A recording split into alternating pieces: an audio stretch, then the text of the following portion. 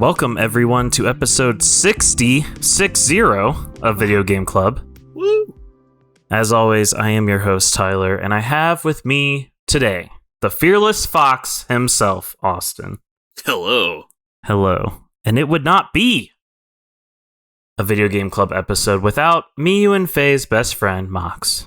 You choose two characters as the ones I chose. Really? Yeah. Oh, very cool. Very cool. I was Miyu, and Faye was my, I forget what the word is. Sidekick? Co-pilot? Wings? No, I don't know. Wing? Yes, something like that. Something wing. I hope everyone in the US had a good Thanksgiving, and if you're not in the US, I hope you had a good weekend, or I don't know, I guess it's the end of your weekend. Screw you. Oh, we don't No. say this. We are just kidding. We are totally kidding. So, Mox, how you been? Pokemon came out. Yes, it did. And I love it, and I feel like people don't love it and are turning people off from getting it, and I disagree with them. You should get it. It's fun. It's good. I have not had any glitches, knock on wood, though. People love it. It's cute. They're like, oh God, I don't know how to say the word, but you can sometimes go to the headmaster of your school, and it's like a side quest, I guess. Every so often, he will ask you, what does this word mean that your Gen Z, friends are saying? And you have to tell him what it means. And one of them, and I don't know how to say it, is Chugi or something like that. Mm-hmm. Yeah. They're like, what does this mean? And I had to Google it. I am sorry that I do not know what this made up word is. That is not yet in the OED. But I told him, and he was very thankful. And my relationship with him improved. How cute is that? It's adorable. I also picked it up, but I haven't played enough to give a good opinion of it yet. I did catch fun. a Lechonk, though. Oh my gosh. And then the Pokemon, I don't remember if it was Black and White that had the ice cream and the keys and the garbage. I was like, really? That's boring. This one has like so many fun. There's a tumbleweed Pokemon. I have no idea what its type is because nothing I could do was super effective against it and it murdered me. Is it related to Tangela? No. It's That's its own unfortunate. thing. That's disappointing. I think some part of it is ground, but also it was like resistant to water somehow. I have no idea. You could have done like a regional version of Tangela. That would have been awesome. That would be really cool. Gosh, Quagsire's,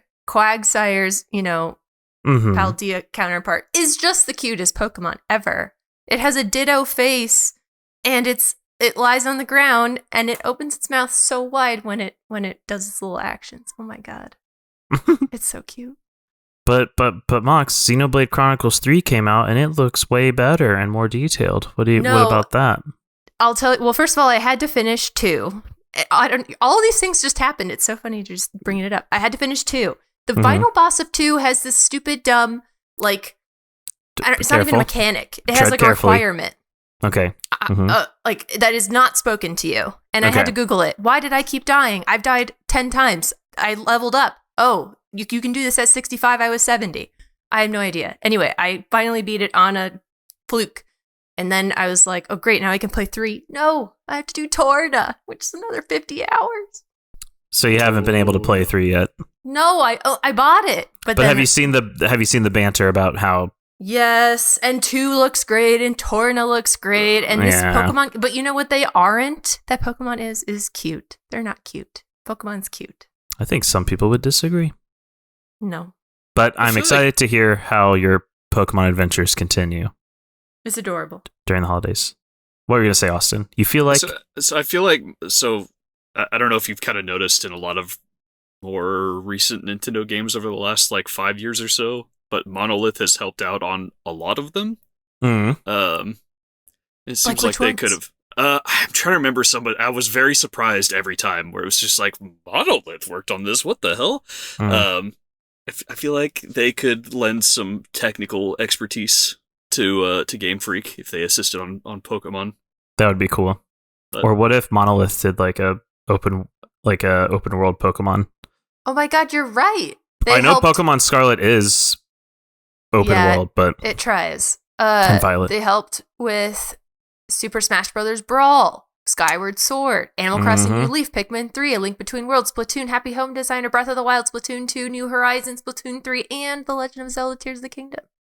Good for them. Probably one of Nintendo's best pickups in terms of companies. Oh yeah. Like they work on their own IP, but they also keep assisting on like other big IP that isn't theirs, which is so. Yeah. And their IP is high quality. Extremely. What have you been playing, Austin? I finished Yakuza 5. Oh What? gosh, what's Really? left? I did. Wow. So I've started on 6. Oh, there's 6. Is there a 7? There Yep. is. Oh my And god. an 8. Oh my gosh. 8's coming out, as well as like the historic Ishin, and Kenzan if they ever localize that. And then there's also like a side game between 7 and 8 that is also coming. So there's a lot of stuff. And then the Judgment and Lost Judgment, which is kind of like the spin-off series. Yeah. So currently working on 6, and like, God, 5. I do not recommend anyone play 5. I would say if you're really questing through all the Yakuza games, like maybe play the first, like Kiryu's part of 5, and then just don't. Huh. Don't Just play dip the out. rest. If you really want to, you can like get to Haruka's part, because that's kind of a novel idea of playing as her. But also, man, the story for that game was really bad, and a lot of it was lacking a lot of polish.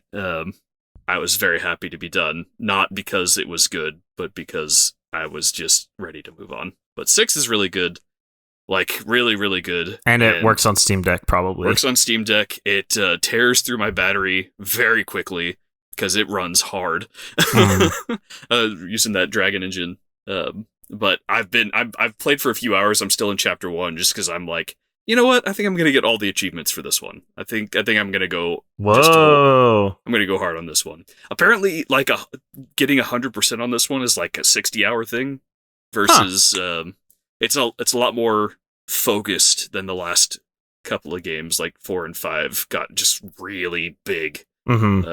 So I played a little Killer Queen Black last night to kind of give it a farewell before it closes down at the end of the month. Sad.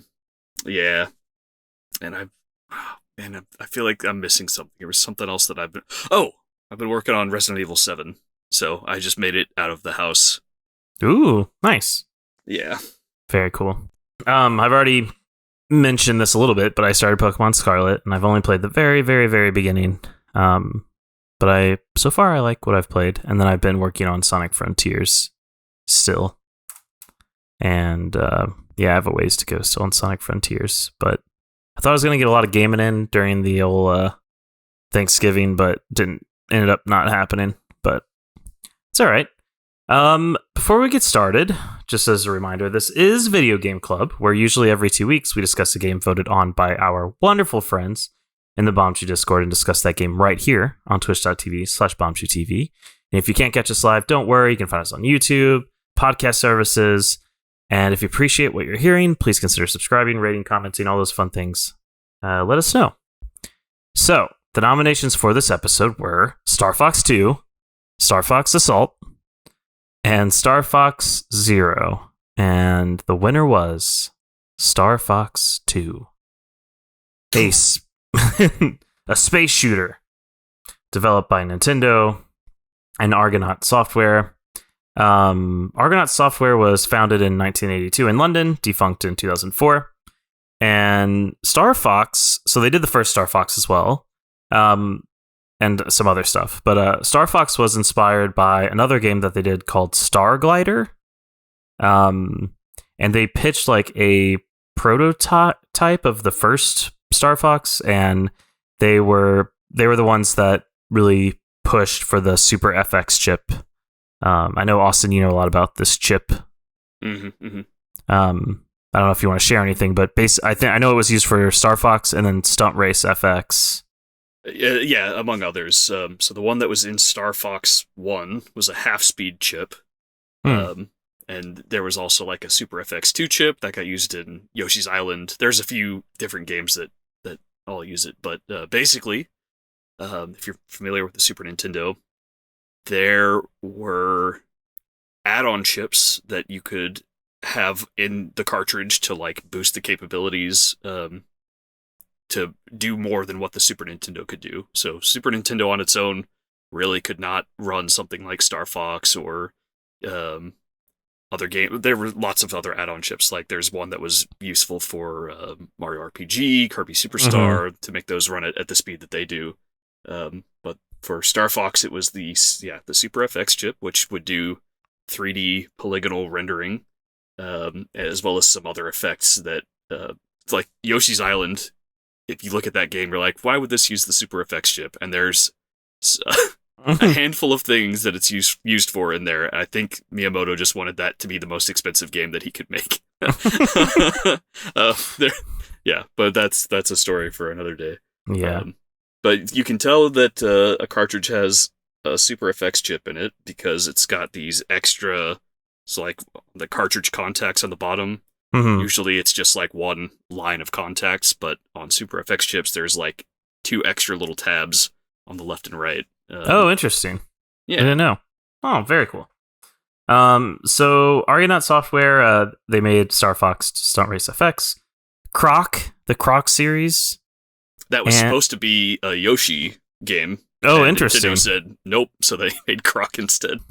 They also did the PS1 Harry Potter games. If anyone played those.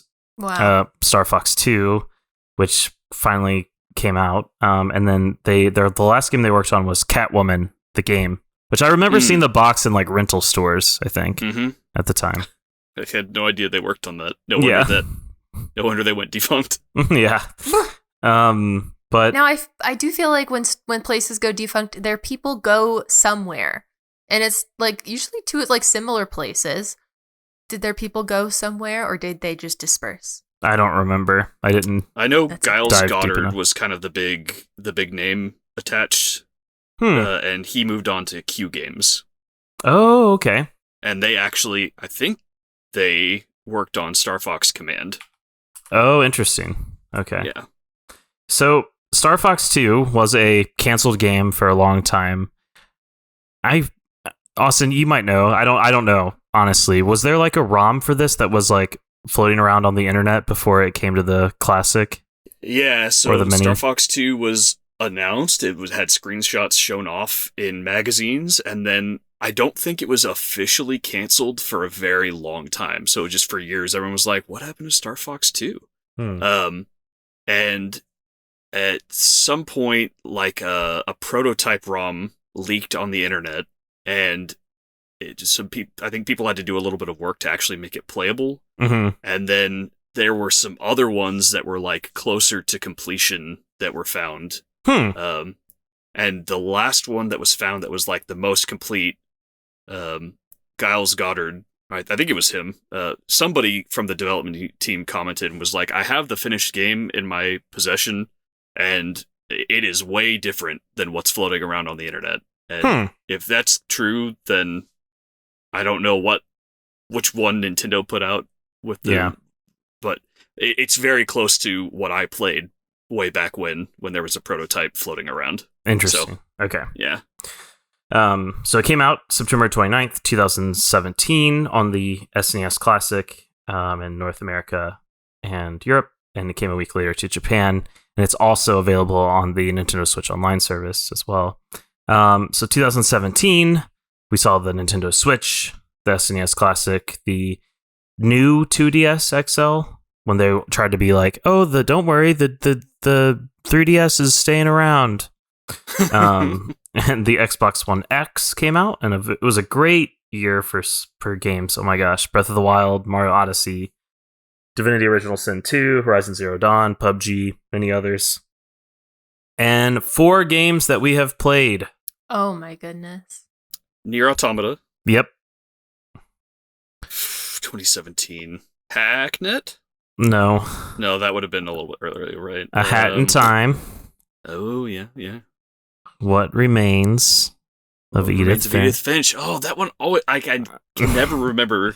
And the game that I compared to Beacon Pines, where I was like, and this is a way better version of that game. Night in the Woods. That's Night in the Woods, yep.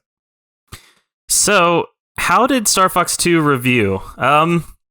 So from what I read, it was all over the place. Like 5s, like 5 out of 10s, 7s, 9s. When are these people reviewing it? This was in 2017. 2017. I don't know what metric they're using. They're reviewing it as a game in 2017. Yeah. It's an awful 2017 game. How can they give it anything but I don't understand. They must be using like an old game, they have like a metric for old games, right? Certainly So- they're using I would hope that they're thinking about context when reviewing anything.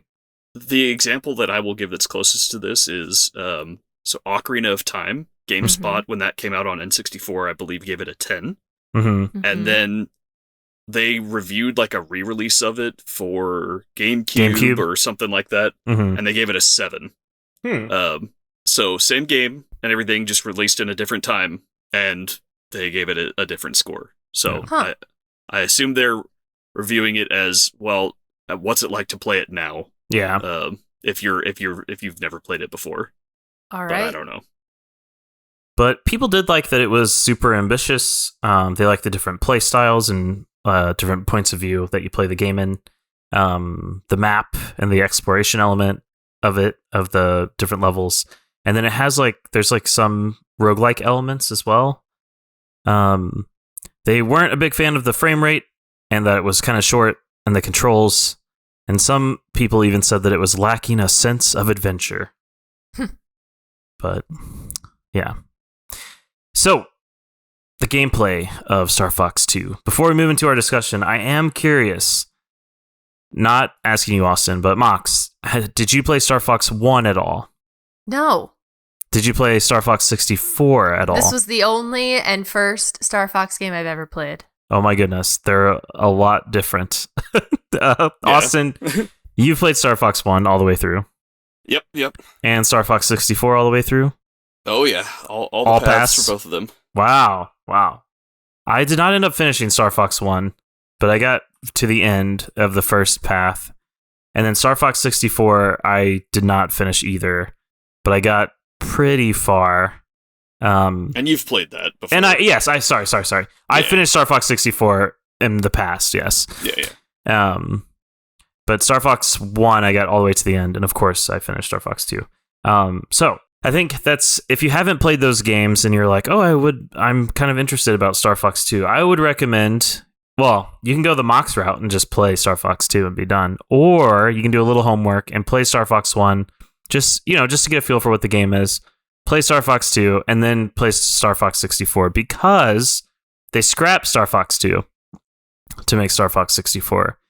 And I don't know. So you can kind of see a bit of both games. Like, you can see the Star Fox 1, you can see how it's an evolution of Star Fox 1, and then you can also see how it led to Star Fox 64, because there's some pieces that they kept.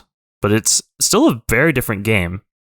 If you play all of the Star Fox series other than 2, and then you play 2, you start to see all these little elements that they took from 2 and just were like, oh, well, let's take this one piece and we'll expand on that, or we'll put it. It's really wild. Despite how different a direction they went in with 64, 2 has still had so much influence on the rest of the series just over the years in really small and some bigger ways. So in the game, the first thing that you do is you select the characters, which playable character you want to play as. There's Fox, Falco, Peppy, Slippy, and 2 new characters, Miyu and Faye. I don't know if they're in other Star Fox games, but they would have been new if this would have came out after Star Fox 1, at least. Yeah, to my knowledge, they're not in any of the other ones. Wow. And your and I'm pretty sure your partner's chosen at random, right? You pick your partner. They choose it at random, but you can choose it again yourself. What? You just have to move the cursor around. Oh my goodness. I didn't know that. I kept getting stuck with Slippy and I was upset about it. Why? Because Slippy's annoying. Oh, okay. Yeah. Oh man. I think it's your wingman, I think is the other person. So right? I chose Fox and then I could have, it randomly picks, but then you can move it. Yeah. I didn't even realize it randomly picks. Well, yeah, it scrolls around as if it's a random thing, and then you still have to press, B for some reason, which is confirm, even though it's B. Yeah. And then you can pick. Hmm. Also in that menu, you can change your settings. how you Yes. play Yeah, the I game. did miss that. I Makes- really wish I had noticed that. Yeah. So And if you want invert, not invert, whatever. Yeah. Like, so the first time I played it, I didn't know that you could change the settings, and you can only change them there in the Mhm. character choose menu, which is essentially like new When you game. start a run. Yeah. Yeah. New game. Yeah. So I had to start over, and the first time it randomly picked, I picked Mew, and it randomly picked Faye. And then I was great. I Really? was happy with that. Yes, I know. And then the Wow. second time I was like, gotta change the settings. And it didn't pick Faye, and I was like, I gotta have Faye. And so that's how I picked her. Do you think, Austin, you might know this, but I didn't read anything. Do you think there was ever an intention for split screen or co-op? Because the whole wingman. Think so. I don't, I disagree. How? The whole point is that she's your, or whatever, your wingman's your continue. Oh, really? Yes. Oh, never got to that. Never had to continue. Didn't know. I'm trying to remember, because like now that you bring that up, I feel like I remember reading something about how there was plans around multiplayer, but I don't. I think that would have lit the cartridge on fire. This game itself, I just don't know how it did it. So you choose your character and your wingman or your partner, and the map pops up and it's open and non-linear, which is really cool. And the enemy is launching an attack on Corneria. Corneria? Mhm. Corneria? Yeah, Corneria. And you defend it by deflecting missile attacks, destroying bases, destroying different bases, and there's a fight with you have to fight a Star Wolf as well. And if Corneria gets damage of 100%, you lose. Which damage can happen while you're in a place. Yes, Yes. time does pass during battles. During turns too, like just moving. Yep. Mm-hmm. Yeah. Well, I'm like, in the what is it? The little meteor field, like trying to kill The asteroid something, field. and I'm getting message after message after message. Oh my God, Corneria's under attack. I don't know what I'm supposed to do in that minute. So you're supposed to prioritize where you're going, because like you've got your little missile station that will take out some things, but some stuff it's gonna miss, or I think that can be. It'll take too long to recharge, and I think they can destroy that, or they can infect it, and then use it to blast Corneria as well. Yeah. So you just kind of have to prioritize like what you're taking out first, and also, Mox, did you know that you can go back to your base to heal? Oh yeah, I brought that with me. You can teleport. And it. you can warp around with it. Yeah, it's pretty cool. It's the only purpose that Corneria served for me, was picking that up. Also, can you charge your laser beams, your blaster? Yes. In the first one as well? No. Okay, so this was just a second one thing. Okay. Yeah. The other thing is the levels there's a few different types. There's the, what are they called? Like the open free range ones? They have a word for them. I don't remember the name. But the ones, basically they're not on a rail. You can kind of fly wherever you want. Oh, like the dog fighting ones? I don't know. That's what they call it in Stupid Star Citizen. Yeah, the dog fighting ones. In N64, they call it all range mode. All range mode. Yeah. So the all range mode levels. And then there's also little like places that you go to where you go inside something, and then there's like a little that you like shoot stuff on the outside, and then you go inside like a little dungeon and fight, which is really cool. We have to make sure you turn your ship into its little terrestrial form. Well, you don't have Otherwise to. You will crack. Oh God! If you're crazy, awesome. I guess I had to, but yeah. There's also these little tokens that you find, and I was curious what happens. Austin, do you know what happens if you find them? I don't remember. It's been too long since I did a playthrough where I actually went and collected them. It unlocks. I do not remember. So it unlocks some secret base that has like a bunch of power ups. There you go. But yeah, anything else on the gameplay? It's got a cool map, like a little map in the top right. I feel like the shield is a lot more generous. There's upgrades. Yeah, go ahead. Yeah, I found a weapon one. Yeah, I appreciated it. Same. It doubled my little output of pellets. I don't know what they are. Also, I don't. Oh, yeah. I was just gonna say the way that they put those little circles on the enemies when you fight them. Yeah, I don't know if that was one of the target. Yeah, I don't know if that was one of the first games to do it, but like all the the Star Wars Battlefront games do that, and I don't know if that was like a borrowed thing from that. Like I don't know who did it first, but it's really cool. Yeah, it was very handy. Each of your pilots have like different stats and special weapons and stuff like that. Yeah. So like in Star Fox 1, it was just you've got bombs, but in this one, like some of them have a healing item, for example, which is pretty nice.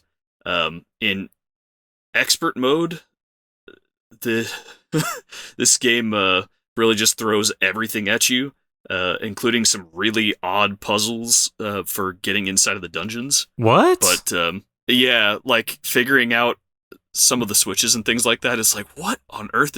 But like, I think some parts of this were used for Ocarina of Time, for example. Like any time that you would like step on a switch, for example, it would like cut to a different angle where it's like, okay, the switch is dropping, and then it would like pan the camera over to the door that would open, and then it would pan back to you so you know like where it is in relation to you. And it looked exactly like how the camera moves and the angles and everything like that as Ocarina of Time does. And I don't know if that was something that had already been established, but that it felt identical. That's something that I think is really special about Star Fox 2 is that it's a glimpse, because we got to see everything that came after it, and then it was released. And usually, from what we know, Nintendo does a lot of prototypes that never see the light of day, or just see like a little demo and nothing more.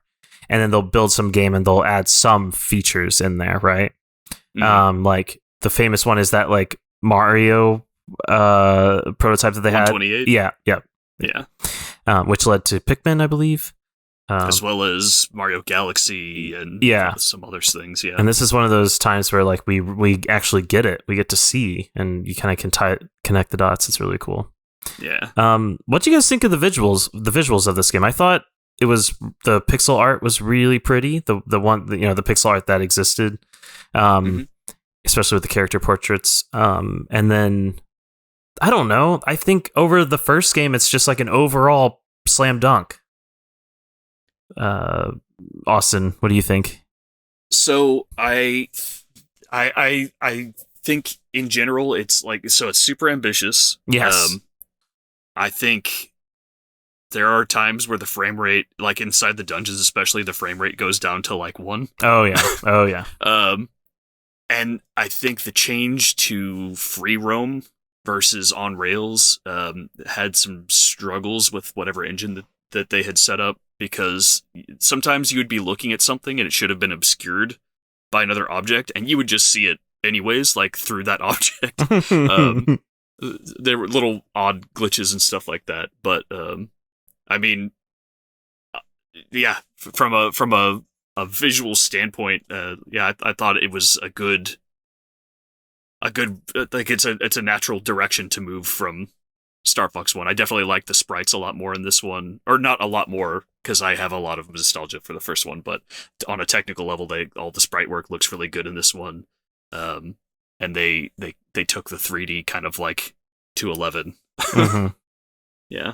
Mox, what did you think about the visuals? I'm sorry, I'm watching. Like, do you want me to interrupt you while you're struggling with words, or do you just want to get it out? So the thing is that I was watching the footage while I was asking that, and I just saw Austin go underwater, and I had no idea there was an underwater level. What? So I was just There's an underwater level. Yeah, I know, and he's fighting a squid right now. So sorry, Mox, if I'm tripping on my words.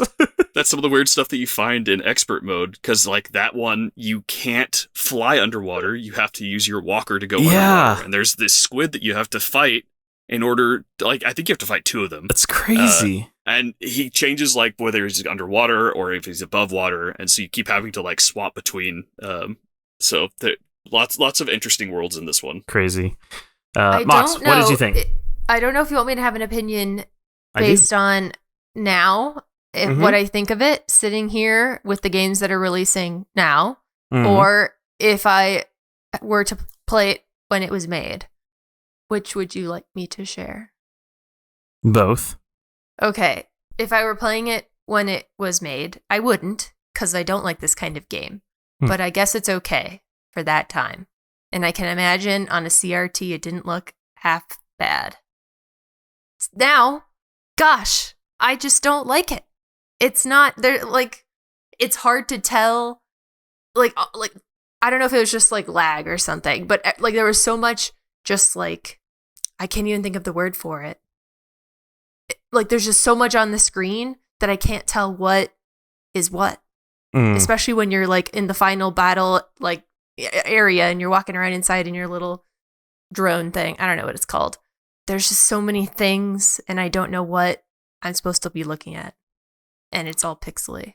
Let me ask you this, Mox. tell. If a game came out that was like a spiritual successor of this game and it had like the same art style, would you say like, no, it is not your preferred? It's not pretty. No, I don't like pixels. And there was a great video that someone made that's like, anytime we make pixel games, it's like people who didn't grow up playing pixely games on CRT monitors thinking that we liked seeing the edges of every pixel. We don't. I don't like that. I like it when it looks rounded. I know. I like it when it looks rounded on CRT monitors. I don't like pixels. I'm the opposite of that as well. It's interesting. I don't understand.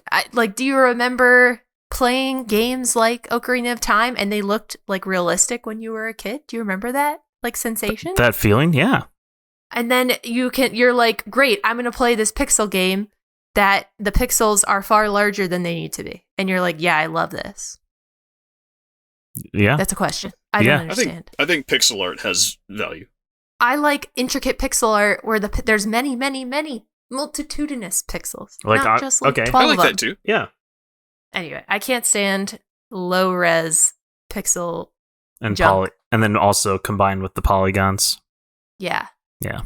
And also just the game itself was not fun. Okay. Well, maybe you didn't like the visuals, so let's move on to the audio part. The soundtrack was composed by Yomiko Kanki and Kozu Ishikawa.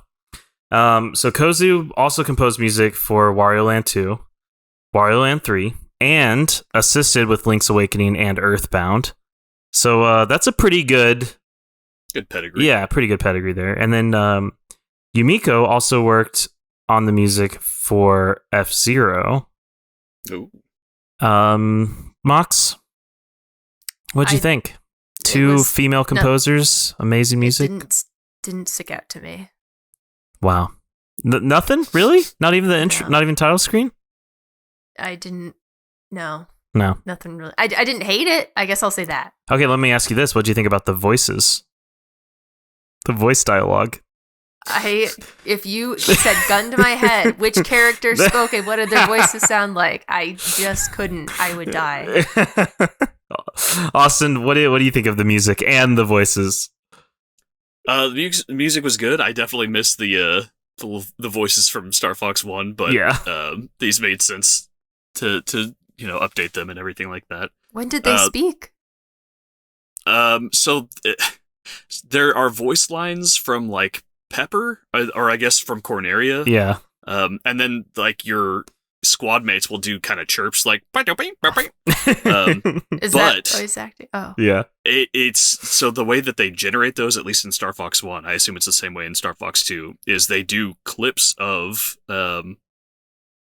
other actual voice lines that like get spoken, but like cut up and like sped up and slowed down in different ways. Like an Animal Crossing. The only reason I know that kind of is when I tried to play Star Fox 1 on my PSP, which ran so like that emulator was so slow, but it ran so slowly that anytime that one of my teammates would talk, it would just keep repeating like the wing damage sound effect. So they'd go wing, wing, wing, wing, wing, wing. That's amazing.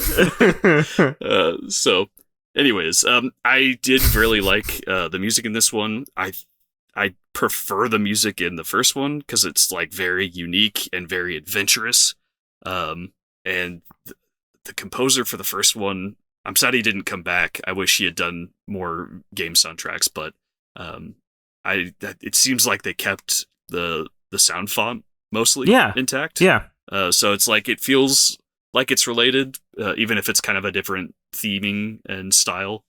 But yeah, I mean, it's good. I listened. I never thought I would just be like, yeah, I'll listen to this just chilling to myself. But I was cleaning one day, and I had it playing on a speaker, and my wife came in and was like, "This is really good." So yeah, it is really good, huh? Yeah, I like listen. I've listened to it a few times so far on its own. I really like it. It's nice. This game, for context, is like an hour long. Yeah. So Yeah. the There's lots songs, of there's lots of planets to visit, though, playthroughs, that you but won't yeah. necessarily visit in one playthrough. Mhm. like some of them I spent a minute, like literally a minute listening to. I don't have any recollection of any specific track that I was like, yes, love it. Well, I do not understand. Well, Mox, what about the controls and the interface of this game? Oh, you know, a 3D flying game on Super Nintendo controls has to be good, right? Mox? I feel so bad because I'm like, this game is in the context of reality now, which is just so different from when this game was made. And Well, 5 I years appreciate- ago, but yeah. Okay. 5 years ago is also like a decade ago in COVID years. But anyway, first of all, I understand that flying games have inverted Y. I understand it. I know why. I hate it. I hate it. I can't play that. I don't know why they force you to. I don't know how pilots deal with it. If that's how they see the world with inverted Y, I want to talk to a pilot that plays video games and ask them, when you play a flying game, do you invert the Y? And if they say, it's the only way I can think of the world, I'll say, great, I'm glad. I don't know how anybody thinks that way with an X not inverted. I have no idea how I can't even like learn the motor. I can't develop those motor neurons and let them like acclimate. I tried. And then I so that was like, I don't know, 5 minutes playing this game, couldn't stand it, put it away. Search Google angrily. How does anybody play this game with inverted Y axis? GameFAQs forum post 3 years ago. You can change the controls. Yeah. Oh, you can. And you can uninvert it. Thank God. Because then I could actually play it. I couldn't play it otherwise. Impossible. But you did. I did. I even beat it. Did you like? Gosh. And so, what about the interface of the game? Like the little map and the timer and everything? Was it pretty? No. Why are the control settings in choose a character? So you only get that one chance to choose it. And that means you have to restart your game to change it. And there's no like options button. If you forget the button to change your ship into the terrestrial thing, which I did several times, it's minus on the Switch. Right. Oh my God, I just crashed into walls and I'm like, I don't remember what the button is. How do you figure it out? There's no like, there's not even like a reminder or something that's like, hey, you look like you're doing something you don't want to do. Why don't you press minus? It sounds like you're spoiled from recent games. I don't know. It's like, if you had to watch my gameplay instead of Austin's on this, you would wonder if it was some 6-year-old playing this game because I just had such a hard time with it. And I don't know how anybody does it. How do they play these games? Even when they first came, especially when they first came, I don't understand. It's okay, Max. We love you. Even if you do play Sonic Adventure with a keyboard and mouse, we still love you. Well, and the Switch let me use my control stick, but everyone else had to do with a D-pad. Yeah. How? I'll admit, I used joystick. I did try D-pad initially, and then I'm like, I'm going to use joystick, and it was a lot easier, a lot better. And I thought the interface was really pretty. Austin, controls, interface. So I played this on the Super Nintendo Classic, and I used my Super Nintendo controller. Oh my God! And I have to say, the ambition of this game is a little bit beyond what you can really comfortably do with a Super Nintendo controller. Oh my goodness. So it would have helped a bit if I had found that the inverted controls. That would have been nice, because every time I played Star Fox 1, I swapped to not inverted, that's my preferred way of playing. Wait. You played and defeated whatever his name is, Andros? I forget. Andros? You defeated him with inverted Y? I mean, in the past I have during this playthrough. I mean, you'll see soon. Spoilers. I die. But I'm playing on expert mode.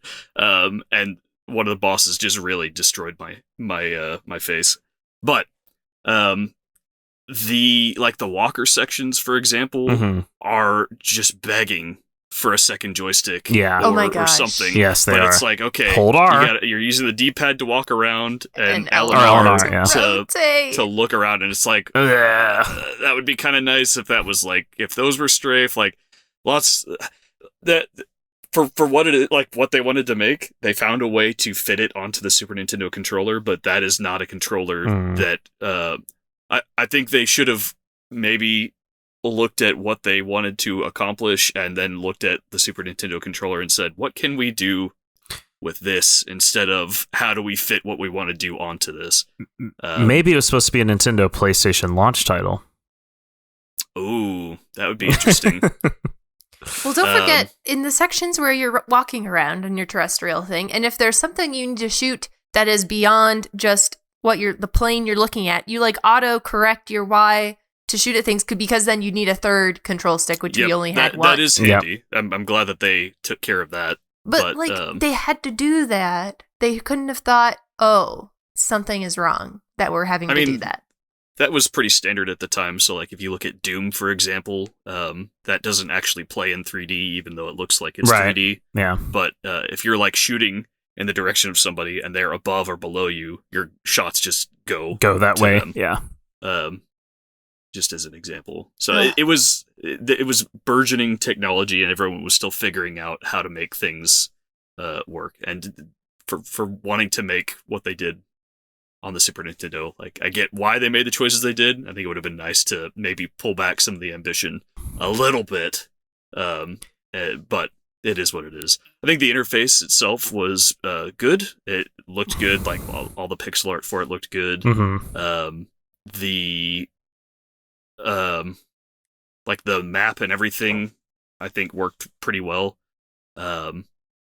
It got pretty overwhelming for me in expert mode, but like I knew what was going on where, and I think it was all laid out pretty good. I had a hard time in the dogfighting sections, which again, I don't remember what you guys called them, where you have to, which is typical, like get out, even like EVE Online, you need to get out of the like range so that you can adjust your position and then shoot directly at something, and they're doing the same thing. And that's the whole point. The only point of the section. Oh my God, it's so hard. It was so hard. I don't understand. Like, I was taking shots at the enemy in the bottom right corner of my screen 99% of the time because I couldn't line it up any other way. And I wish it gave you like, hey, you know how to play, but here's how to be better at it. That is one thing that I really appreciate about the one on N64 is they added some maneuvers that you can do, like a somersault and things like that. So you can, like, if somebody's following you, you can like loop back and get behind them, or you can do a move to like flip yourself backward around and you're flying the opposite direction like immediately. That's super handy. They made a lot of really good choices for Star Fox 64 that I think maybe they learned some lessons after trying a lot of stuff here. Yeah. I don't want to spend a lot of time on the performance because we all know it's bad. The frame rate's terrible. It's just like the first one. Frame rate's awful, but it's fine for what it's trying to do. It didn't crash. I beat the game. It didn't crash as no well crashes. for me. Yeah. And you can't say that about games released in the past 5 years, Mox. So no, there you games go. we have played. Yeah, exactly. Yep. Also, I don't think we need to spend a lot of time on the story. What story? But I will say that something that I did read about Star Fox is that I always thought as a kid, like, oh, Star Fox, like, they're defending their like homeland or whatever, and they're like part of the military, but they're actually mercenaries. Yeah, they're not. Well, that explains why they only let one fight at a time. It's just too expensive. The end screen of Star Fox 64 is the bill that you give to General Pepper. Oh, that's awesome. Which is It's fun. The other thing, the story gets a lot more in depth in the future Star ones. Fox 64. Yeah. Although Star Wolf did appear for the first time in this one. Like, yes, had it's it just like have their came out. actual story is more fleshed out. interesting in 64, because then you've got like Andrew, which is Andross's Nephew. nephew. Yeah. Pigma, who used to be on Star Fox and betrayed the team Mm-hmm. Wait, to join them and like got your dad killed. Yeah. do we know this playing this game? Because I did not care or know who anybody was. It didn't matter to me that we fought Star No, in Wolf. here they don't really tell you any of Yeah, that. they don't. Okay. They don't tell you That's any of that. stuff that's in 64. Mox, you have a 3DS and it's your favorite platform, and there's a 3DS remake of Star Fox 64. Why would I play a game I don't want to play? Because it's only like half an hour. It's only long, half an and then hour. You'll be educated on video You'll games. be I don't care. Educate yourself, girl. No, why don't you play the games that I would like you to play? Because they're 50 hours long. I know, but they're so good. And the story. So is Star Fox 64. No. I love the whole like play this game. It's 30 minutes. No, play this game. It's 60 hours. But you'll love every minute of those 60 hours. Oh my gosh, you guys are a lot. Jeez. All right, we're not even throwing on the spoilers tag. I don't even. What? You There's can't. no story to This game spoil. can't be spoiled. It's a Star Fox game. You know what you're getting into. You fight Andross, things happen. That's over. like every Star Fox game. God, not every Star Fox Well, game. okay. Sorry. Oh my sorry. god. Personal takes, Mox. I feel like you have a lot to say. Sum up your experience. Let's get a rating from you. Come on, Mox. Are you a Star Fox lover now?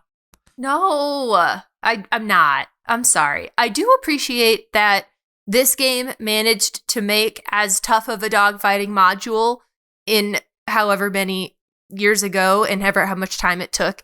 That's honestly more fun than the Star Citizen one, and they had $1 billion to make it, which I think is an accomplishment. But I really liked playing neither one. I appreciate that it's some feat or whatever of hardware and programming and garbage, whatever. It's not fun. I didn't have fun. It was hard, and there wasn't like tutorials. I mean, there are tutorials that tell you what to do, but not how to be good. And there's no story whatsoever. And I don't know. I just didn't have fun. I could play it. I couldn't play it until I figured out you can change the controls. Then I could play it, and I was surprised I beat it. And I got a D. You can get an F, but I got a D. I'm really proud of that. Because Corneria took about 60% damage. D for darn awesome. I know. I got a solid D too. Not just you can buy. Proud of that. It's so hard to give it a rating because again, I'm playing it here in 2022. And this was made sometime ago, but released in 2017. And even then, I don't know. It's God, I don't know. Give it a 4. A 4. Wow. A 4. Yeah. This is gonna be one of them. It's playable. This is gonna be one of them polarizing ones. I'll go next. I think it. So I played the original game all the way up to Andross, and I kept losing. It was very frustrating. Wait, what? Mm-hmm. How many playthroughs? How long did it take you to get to beat it? Of the original, or this one? I don't know which one you're talking Oh, about. I was talking about the original one. I was explaining how I got to this. So I played the original one last week or whatever, and I kept getting to Andross every single time, and I would die. I'd get all the way to Andross, die, and it was very, very frustrating. So I booted up. I had Star Fox 2 ready to go, so I was like, okay, I'm going over Star Fox 2. And I thought overall it improved everything on the original game, for me at least. I think the controls felt better. I think the graphics looked a little bit better for me. I love the little dungeons you would fly into. And you fly into little dungeons in Star Fox 1, but they're few and far between. And this one really leaned into that. And that was one of my favorite parts. I like that you can just kind of choose where you go on the map. I thought that was really cool. Going back to the base to heal is pretty cool. The only thing I didn't like was that the characters just talked all the time. I didn't like it. It was always, and I always thought I had to read it, and I didn't need to read it at all. And it was very frustrating, and I hated it. I wish they would shut up. And I did pick Slippy twice by random. He was selected for you. He was selected for me. So maybe that's part of it, but I did not enjoy the talking. But I loved the game, though. And I love that it was short and sweet. rated in isolation of the other game and in the context of a game from 2017.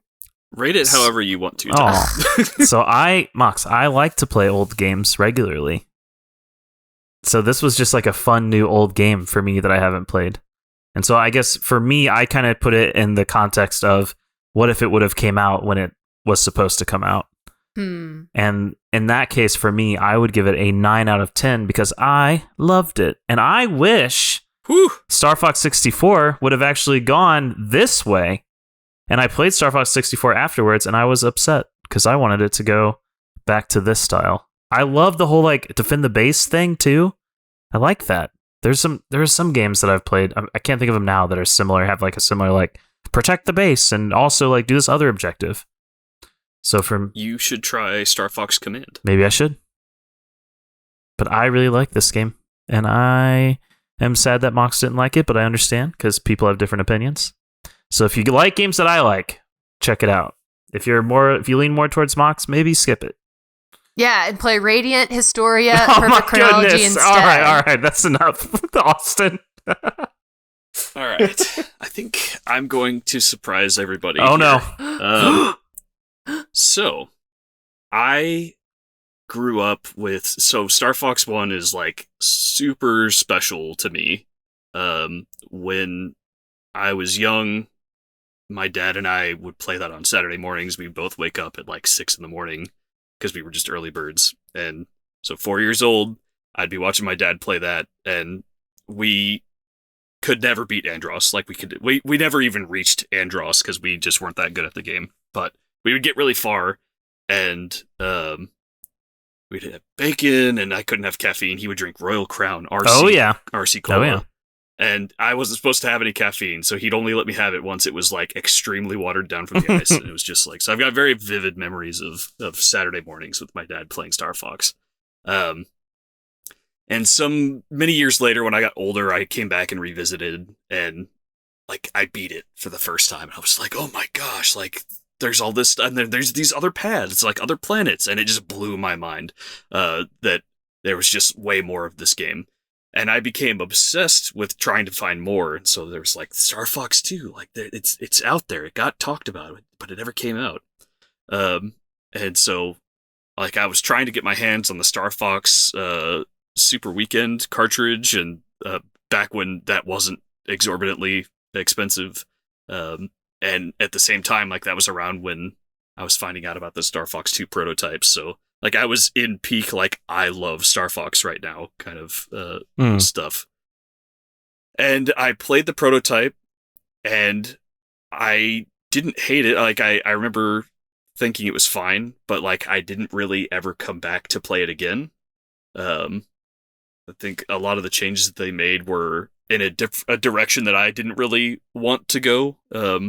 I kind of enjoyed staying on the planets for a while. I liked the on rails, and I think Star Fox had Star Fox 64. I think had a good mixture of on rails, and then here's like an all range section where it would kind of mix up both. When this came out on the Super Nintendo Classic, I played it again a couple of times, and then I, again, kind of never really came back to it.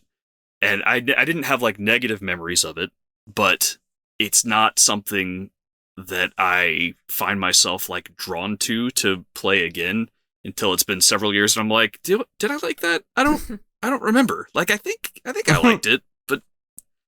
And so playing it again here, I love the ambition that they had. This is, like... If this had come out on Super Nintendo, I think the performance still would have been a problem and the controls still would have been a problem, but it's like, for what it is as a Super Nintendo game, it's like, holy crap. It's wild that this exists. But in terms of being fun to play, I don't know that I would have... I still don't know that it would have been the direction that I wanted them to go as a sequel. And between the performance problems, which I know the first one has performance problems, but I don't think they get quite as bad as this in, like, normal core parts of the gameplay. Like, it gets bad. I know it gets bad. I don't think it gets quite as bad. Okay. And okay, debatable, but all right. well, also during that one, like you're on rails, you're going forward, and in this one, it's going down to 1 frame a second while you're trying to aim in 3D, which is a bigger problem, I think. Quote unquote 3D. I mean, it is rendering in 3D, Yeah. but yeah. Yeah. I don't. I'm gonna replay Star Fox 64. I'm gonna replay Star Fox 1. I will probably replay this eventually, but not anytime soon. And maybe this is one where I am blinded by nostalgia, because I can never really recommend anyone to play Star Fox 1, even though I really love it. Other than like, hey, if you're looking to find out more about the Star Fox history, like it's short. It's not, but it's not something that I think people are going to love. I think I get a little blinded by nostalgia on that, and this was not what I was looking for when I play a Star Fox game. Wow. I think I would give this like a 6 out of 10. Wow. Mox, what did you say? 4? Mm-hmm. 4, 6, and 9. All right. Well, we are very split. They're all different scales. Yeah, of course. You've rated yours in the course, context of of old games, and he's rated his in the context of his memories and Star Fox games. Yeah, and you are the it's new just an games. objective rating. Absolutely. Yeah. Well, there's nothing objective about it. No, Well, it's true, an objective rating. Okay. Anything else that you would like to share about Star Fox 2? Mox. It's not worth your time. Austin.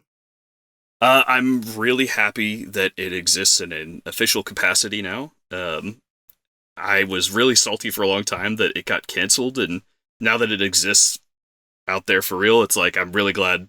Even if it's not my favorite and I don't love it, I'm just glad that it exists in a way that people can play it. I don't understand why. What does it matter? It's a really interesting part of history, and I mean, I love Super Nintendo, and just seeing something like this that can push the Super Nintendo in such a crazy technical direction, and having it, like, as an example, an expert, like, one of the switches that you have to push, you have to, like, move it. You have to use the walker and, like, push it forward, and then knock it over.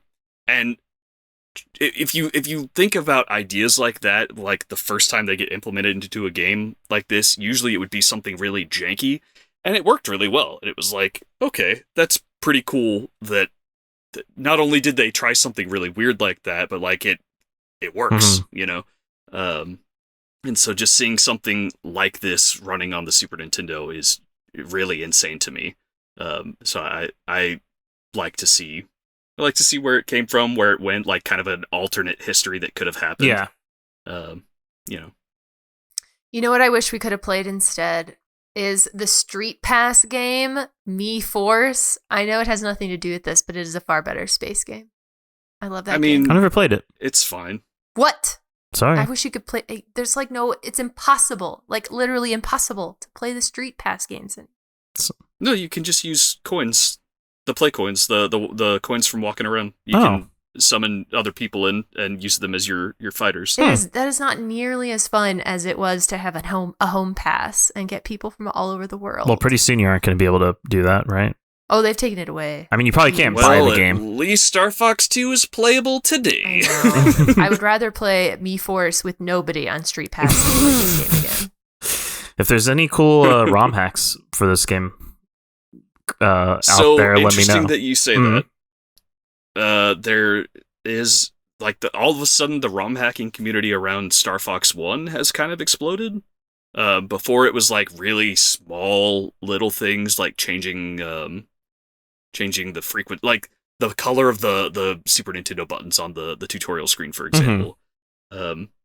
But just recently there was a massive like whole new map, all new levels, like all sorts of changes that they made that kind of blew the whole scene wide open. So I wouldn't be surprised if eventually they move on to Star Fox 2 to see what they can do there. That would be pretty cool. And would you recommend that ROM hack? Can we officially recommend ROM hacks? We can if we want to. yeah, we're not. There's no legal murkiness under there unless you're stealing games. But, Yeah. But this game, it's impossible to purchase it. no, you can get this game. You can buy it. I thought through it the wasn't released. through the SNES Classic. Super Nintendo Classic and on Switch Yeah. Online. I guess you're purchasing some other license that happens to include this game. I mean, if you take the Star Fox 2 ROM off your Super Nintendo Classic, like, Yep. you know, you've got Yep. it. Anyways. Yeah, so the one for Star Fox 1 is very interesting. I think if you're a Star Fox 1 fan, it's worth playing. If you're not, it's still Star Fox 1. It makes some interesting like quality of life improvements, but not enough to be like, I hated this game, but now I love it. Like if you hate Star Fox 1, you're not gonna like the ROM hack of it. Gotcha. But Makes sense. if you like it, then it's more of that. They did some really interesting level backgrounds and stuff that it felt naturally like an extension of the design philosophies of the original game. So they did a great job with that. All right. Well, you heard it here. All right. Well, that was our little take and dive on Star Fox 2. And if you enjoyed hearing us discuss and want to join us for the next Video Game Club episode, stay put because the vote just ended. But we're not going to talk about this one on the next episode. I'll talk about that a little later. But the vote was between Tales of Arise, Dragon's Dogma, Dark Arisen, and Scarlet Nexus. And Scarlet Nexus is the winner. So, we will discuss Scarlet Nexus on January 8th at 2 o'clock, the regular 2 o'clock Eastern, the regular time. Our next episode, though, will be December 18th at 2 o'clock, and that will be our yearly recap video where we talk about, touch on all the games we played this year for Video Game Club, talk about them, just have a general conversation about them, and hopefully maybe the man behind the editing booth will join us, Mr. Andron. And yeah, we can talk a little bit about the games we played in context of one another. Again, if you can't make the live session for these, don't worry. You can find them on YouTube, all major podcast services. Austin, thank you so much for joining us. Thanks for having me. Of course. And Mox, thank you so much for playing this game, even though you weren't a big fan of it. Someday. Yes, thank you for finishing it. I did. I got a screen that gave me a rating. I was going to say. I love the opinions that you bring, and yeah, it's always great to have you. I was going to say someday we'll play a 50-hour story game that you guys won't hate, and I'm looking forward to that day. Oh, and a special thank you to Andron behind the scenes, doing all the things that make it possible for it to be everywhere and helping us out. Super appreciated. I'm Tyler, and this was Video Game Club episode 60, Star Fox 2, and we're out.